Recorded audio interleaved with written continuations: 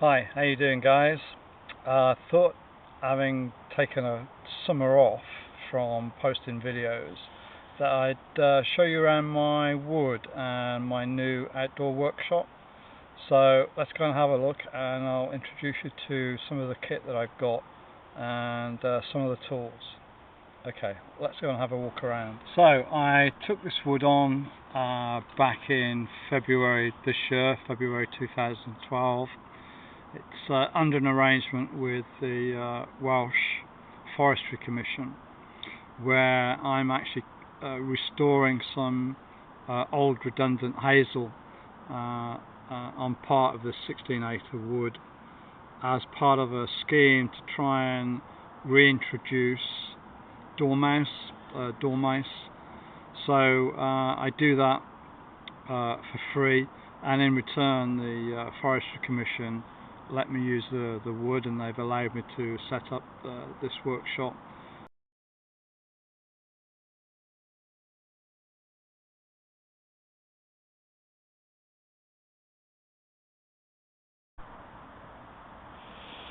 So here's the workshop.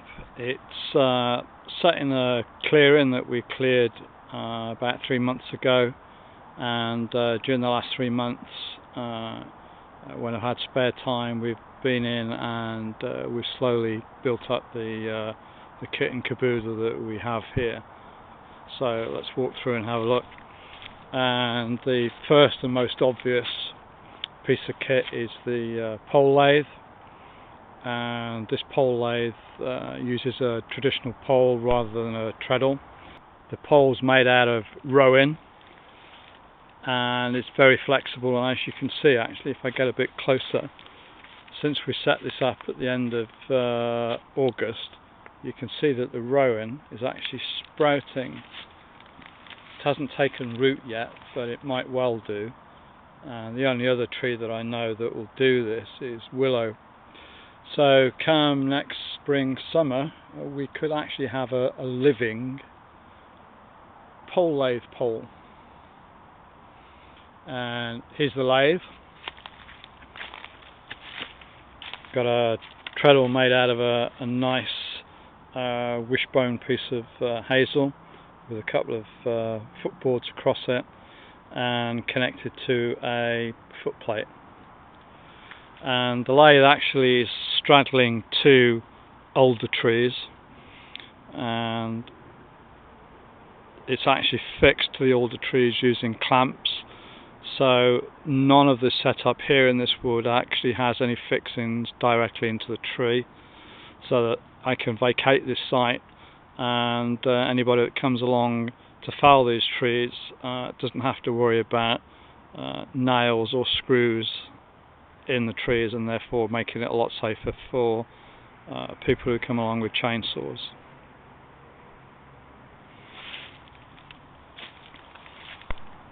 Here's a view of the pole lathe from the operator side, and if I swing around to the right, got a couple of chopping boards.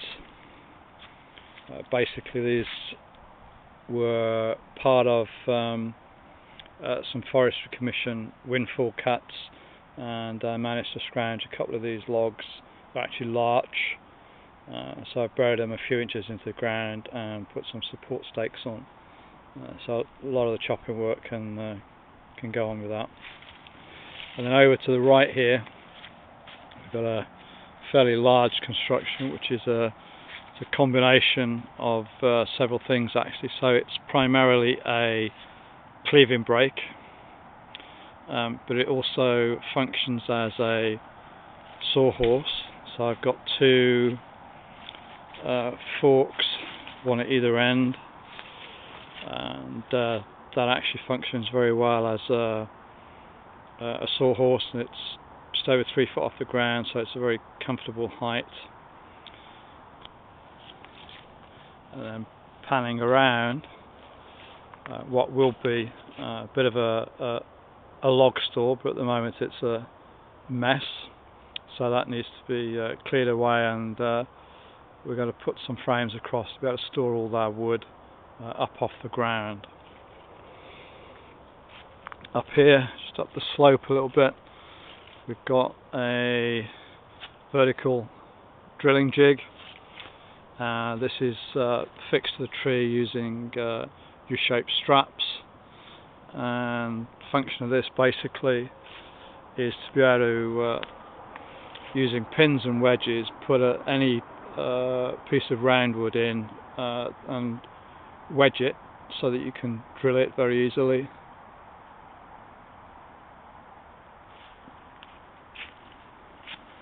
And you can see there the arrangement of pegs, and this is an example of the wedge that we'd use in conjunction with the pegs, work underneath, give it a clout with a maul, and the logs lock fast then.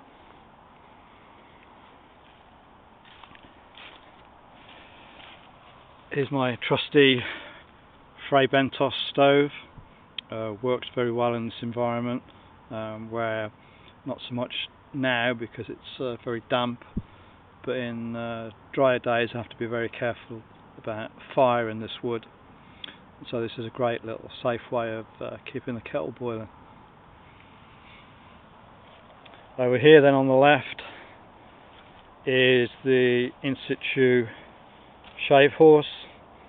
I have one at home, but I've also got one in the woods here, and this is wedged in between two older trees. It's not going to go anywhere. It was sort of built in place, so it's designed not to come out. And when I'm not in the woods, both the moving mechanisms for this and for the pole lathe are chained up and padlocked, so nobody can come along and get their fingers stuck or mess with it. And obviously I take the main parts of the lathe away with me when I go. So there we go, that's the outdoor workshop. So here's the stove after the initial fire at the top has burnt down. As you can see, it's virtually smokeless. This will burn quite happily now for 15 minutes or so, more than long enough to boil a kettle of water. So let's get the kettle on and get a brew. There you go.